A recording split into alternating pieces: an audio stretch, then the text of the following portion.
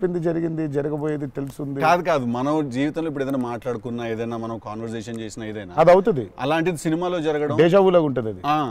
అంటే good experience అయితే deja vu, bad అయితే డేజాపు. అండ్ మన సినిమాలో మనం రాసుకున్నది మనం ఆల్రెడీ షూట్ చేసేసి ఏదో తర్వాత ఏదో మన లైఫ్లో జరిగితే ఇదేంట్రా అని ఒక కంపారిజన్ డ్రా చేస్తాం కదా. యాస్టీస్గా అయి ఉండకపోవచ్చు, బట్ సిమిలర్గా ఏదైనా. ప్రస్తుతానికైతే అవ్వలేదు, దేవుడి దయ వల్ల.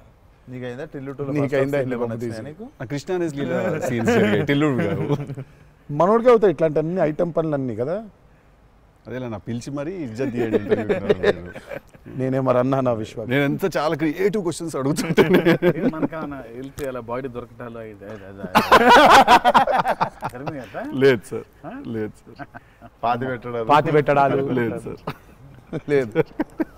ముద్దు పెట్టడాల వరకు అయి ఉంటుంది. సెలవు దేవరా సరే కొంచెం దేవరా చేసిందంతా చేసి మళ్ళీ లాస్ట్కి దేవరా.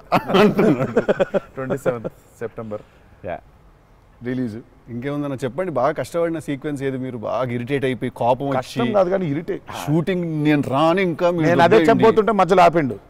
నీ మ్యాటర్లోకి వచ్చింది.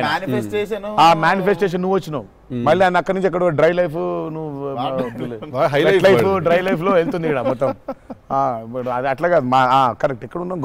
గోవాలో ఫ్రస్ట్రేషన్ వచ్చేసి బీపీ పెరిగిపోయింది. నాకేందంటే అది నువ్వు అన్నావు కదా మేనిఫెస్టేషన్, ఇట్లాంటివి గలీజ్ పనులన్నీ అయితే నాకు వేడి చచ్చిపోతున్నాము. సముద్రంలో అలా నవ్వుకుంటూ ఉండాలి కానీ వేడి తొబ్బేస్తుంది. అంటే ఇంకా పైన అట్లా అట్లా లిట్టలు కట్టుందంటే వర్షం, ఇక నిప్పుల వర్షం కురిపిస్తుంది సూర్యుడు పైకి. అట్లా కూర్చొని పక్కనే ఒక రూమ్ పెట్టిండ్రు, ఏసీ ఉంది అందులో. శివా పోతా, ఇంకా ఒక్క షాట్ అన్నా పోతా, నేను చచ్చిపోయేలా ఉన్నాను, నేను చచ్చిపోతా. నాకు ఒక్క సెకండ్ నిజంగా ఇంకా అబ్బాయి ప్రంతి పిల్లలు ఏమైంది, నా జీవితం ఏంది, నేను చచ్చిపోతానా అని అయిపోయింది. ఓకే అన్నారు. ఇక అక్కడే లుంగి ఇట్లా తీసి, అఫ్కోర్స్ షార్ట్స్ ఉన్నాయి, ఆ షార్ట్స్తో పరిగెత్తిన లోపలికి పరిగెత్తి వెళ్ళి తలుపు అట్లా వేసుకోగానే ఒక్క సెకండ్ చల్లగా ఉండింది. బతికినాన్రా అని చెప్పి ఆ తలుపు వేసి అట్లా బెడ్ మీద అలా పడ్డాను, కరెంట్ పోయింది. సారీ నవ్వద్దు. నీ కష్టం పగవాడికి కూడా రాకూడదు, మీకు కూడా రావద్దు. నిజంగా నాకు కరెంట్ పోయింది. కరెంట్ పోయి నేను ఇంకా ఫోను, అమ్మ కరెంట్ పోయింది, ఇంటి దగ్గర జనరేటర్ లేదా, దరిద్రం చూడు. కరెక్ట్గా ఆ రోజే నిన్న ఆడు జనరేటర్ పాడైపోయింది. ఇప్పుడు బయటికి వెళ్తే ఒక టార్చర్, లోపల ఉంటేమో అవన్ అయిపోయింది ఇది. ఇక ఇప్పుడు నేను లోపల, ఇప్పుడు బయట ఒక చికెన్ లాగా ఫ్రై అయిపోవాలా, తందూరు అవ్వాలా, లేకపోతే లోపల ఇడ్లీ లాగా స్టీమ్ అవ్వాలా.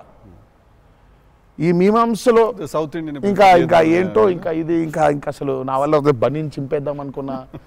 అసలు నాకేం అర్థమవట్లేదు ఎందుకు జరుగుతుంది ఇట్లా, ఎందుకు ఇలా జరుగుతుంది, నేనేం పాపం చేశాను. ఇలా జరుగుతుంటే ఒక అరగంట పోయింది, 40 నిమిషాలకి కరెంట్ వచ్చింది. 40 నిమిషాలకి కరెంట్ వచ్చింది, షార్ట్ రెడీ అన్నారు. సరే ఇప్పుడు నేను చెప్తా, ఇంకా అవ్వలేదు. ఇప్పుడు ఇది ఎంతసేపు అవుద్ది వేడి, ఇది చల్లబడాలి కదా. ఇది చల్లబడే లోపు టైం లేదు. ఇది చల్లబడాలంటే ఆ రూము ఆ పర్టికులర్ మూమెంట్లో ఈజీగా 15-20 నిమిషాలు పడుతుంది. ఈలోపు షార్ట్ రెడీ అన్నారు.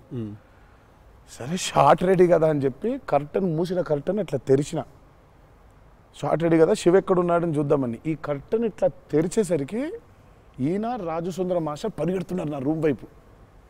నాకు అర్థం కావట్లేదు వీళ్ళు దేనికి ఇట్లా పరిగెడుతున్నారని. అక్కడ చల్లగా ఉంది వద్దామేమన్నా. వచ్చిన తర్వాత చూస్తే అప్పుడు ఆయన చెప్తాడు స్టోరీ ఏంటో. సార్ మాది వేరే, అందరం కలిసి భోజనం చేస్తాను, ఆ చెమటలతోనే ఇది అయింది.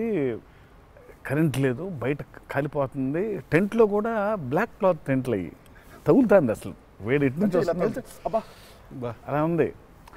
మాదేంటి హీరో రూము, ఏసీ కట్టెలు వేసి ఉన్నాయి, లోపల జరిగే టార్చర్ ఇలాగా ఉందేమో అనుకుంటున్నారు మీరు. అక్కడ ఆ చిన్న దూరితే ఏదో అని సరే కాసేపు రిలాక్స్ అవుతున్నారేమో, కట్టెలు వేసి ఉన్నాయి, ఇప్పుడు వెళ్ళి డోర్లు కొట్టి మరి తుఫాన్ వచ్చినట్టు బయట బాగోదులే అనే ఫీలింగ్లో ఉంటే